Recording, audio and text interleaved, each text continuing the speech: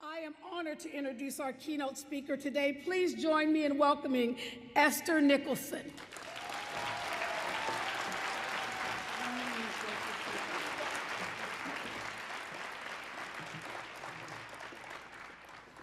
Thank you. I am so honored to be here celebrating with you today the birth, the life, and legacy of a great man, Dr. Martin Luther King.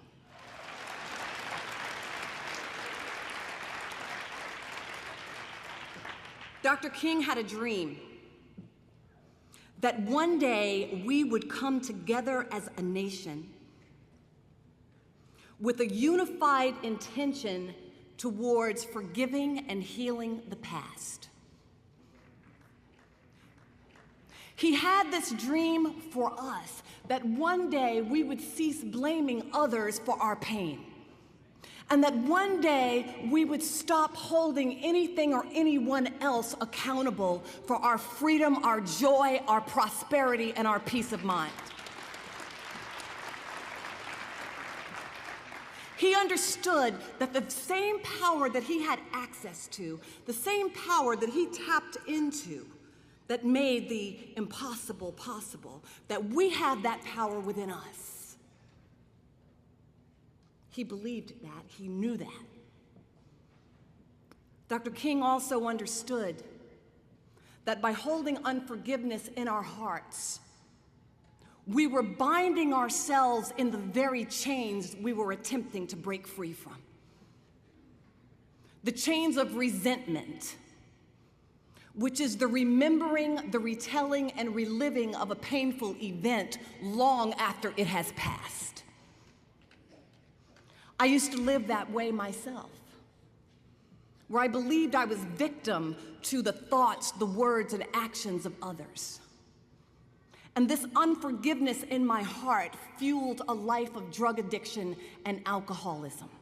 I thought if I told my painful story long enough, if I relived the same old pain long enough, that I was somehow hurting my enemies.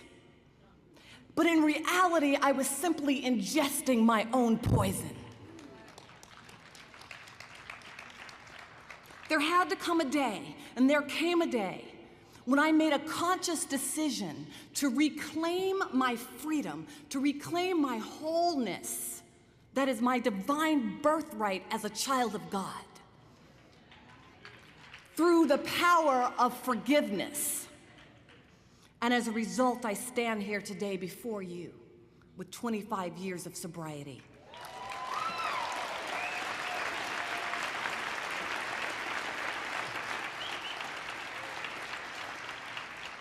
Free, empowered, and living the dream. I wonder how many of us out here today are ingesting our own poison, the poison of unforgiveness into our lives. I wonder how many of us here today are releasing the toxins of resentment into our hearts, our minds, our bodies, our homes, and out into our communities. I wonder if you would imagine with me for a moment what it feels like to have 50-pound chains wrapped around your heart, your mind, and your spirit. That is what unforgiveness does. It blocks your joy, it blocks your freedom, and it makes you ineffective.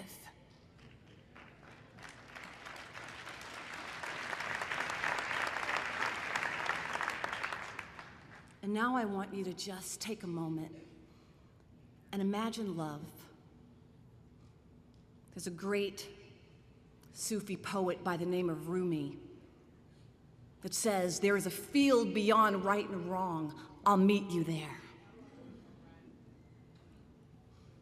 And as you imagine love, I want you to just become willing to become willing to become willing to become willing to let it go, to let your story go, to let the pain of resentment go. And I say willingness because willingness is the beginning of possibility. Willingness is the beginning of freedom. I say the beginning because forgiveness is a process. It's not easy. Dr. King didn't do this because it was easy. He did it because he knew that by anchoring in this extraordinary power, that it was possible. I outlined this forgiveness process extensively in my book, 12 Keys to Freedom. We are standing at a recovery moment in history where it is no longer acceptable to identify ourselves as us over here and them over there. It is no longer acceptable for us to talk about loving our neighbors as we love ourselves. It is time to do the work. The work that takes the word forgiveness out of this interesting theory and this really nice spiritual word, and it allows it to become this dynamic force that taps us into this divine presence and power that sets us free, that makes a way out of no way, that makes the crooked places straight. Dr. King did not consider forgiveness to be a passive acquiescing to abuse. He never gave us permission to be wimps. He never gave us permission to be doormats. He considered forgiveness to be a powerful position of courage, clarity, and power. He knew that forgiveness allowed us to get out of the way so that brilliance had room to show up.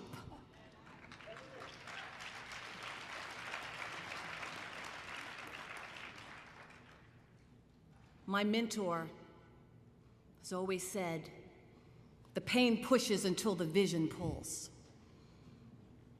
The human condition has been motivated by pain for centuries. We don't have to do it the hard way anymore. We don't have to do damage control anymore. We can be pulled by a vision of liberty and freedom. But we must start right here at home. Before we forgive Libya, forgive your next door neighbor. Before you forgive and heal Iraq, forgive your brothers and sisters. Before we can even begin to forgive and heal Afghanistan, forgive your mothers, fathers, daughters, and sons. And before we can begin to heal the planet, we must start right here in our very beingness and begin to heal those false beliefs of unworthiness, undeservingness, and fear.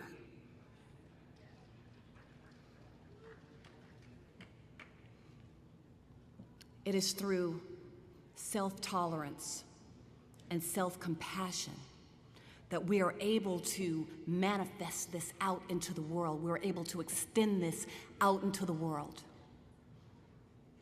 When we respond with love and clarity and freedom instead of hate and vengeance and revenge, the dream of Dr. King will have been fulfilled.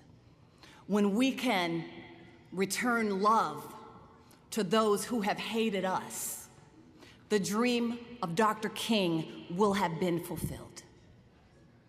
And then we will be able to say, with the authority and conviction of this great, courageous man, I believe this belongs to you.